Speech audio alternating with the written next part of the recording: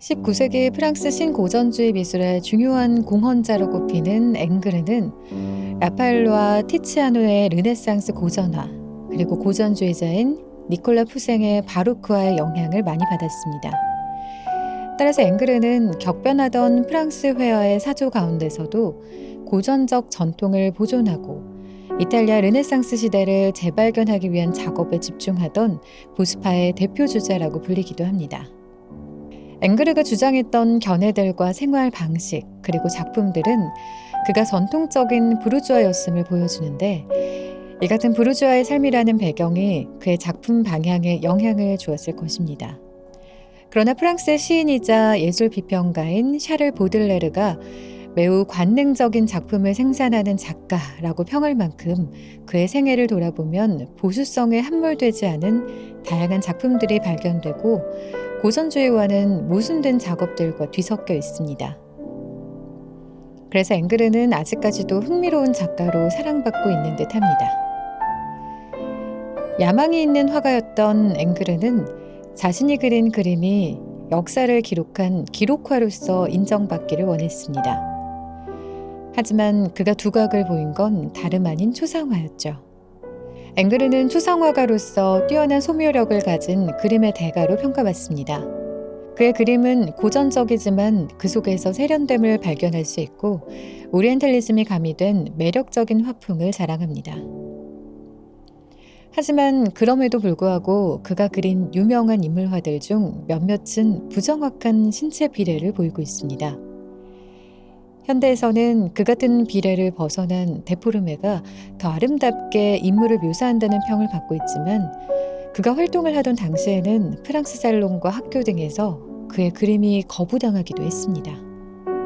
44세까지도 말입니다.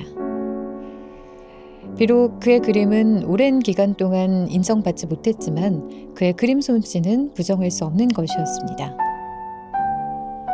앵그르는 17세 때 프랑스의 가장 위대한 신고전주의 화가 중 한 명인 자크루이 다비드의 워크숍에 참가했고, 21세 때는 프랑스 예술학생에게 주어지는 위대한 상인 로마 대상을 수상했습니다.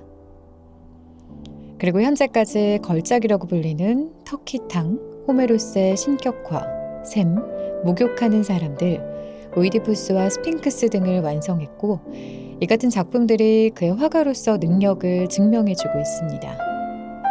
오늘 제가 읽어드릴 그림 그랑드 오달리스크는 이 터키어로 하렘에 있는 후궁이라는 뜻을 가지고 있습니다. 하렘은 이슬람 사회에서 부인들이 거처하는 방의 명칭인데, 이 특수한 경우를 제외하고는 일반 남성의 출입이 금지된 금단의 장소입니다. 이 그림을 의뢰한 사람은 당시 나폴리의 왕 유아인 무라트의 여동생이자 아내인 카롤린 무라트였는데, 그림은 완성이 됐지만 그 시기에 나폴리 정권이 붕괴한 까닭에 앵그르는 작업의 보수를 한 푼도 받지 못했던 웃지 못할 일화도 있습니다. 여성의 누드를 대상으로 삼은 그랑드 오달리스크는 앵그르가 발팽송에 목욕하는 여인 이후 그린 두 번째 누드화입니다. 두 그림은 모두 여성 신체가 가진 아름다움을 화폭에 담았으며, 살아있는 여성의 신체를 그대로 재현한 작품이라기보다는 여성에 대한 앵글의 환상, 즉 변하지 않고 영원할 것 같은 육체의 아름다움을 묘사한 작품이라고 평가받습니다. 다만 발팽송에 목욕하는 여인이 시원시원하면서도 고고한 고전주의 화풍을 보여주고 있다면, 그랑드 오달리스크는 동양적인 색채를 이용한 화려한 묘사를 더 강조하고 있습니다. 이 같은 화풍의 차이를 두고 일부 평론가들은 앵그르가 신고전주의에서 낭만주의 전환을 시도했다고 말하기도 합니다.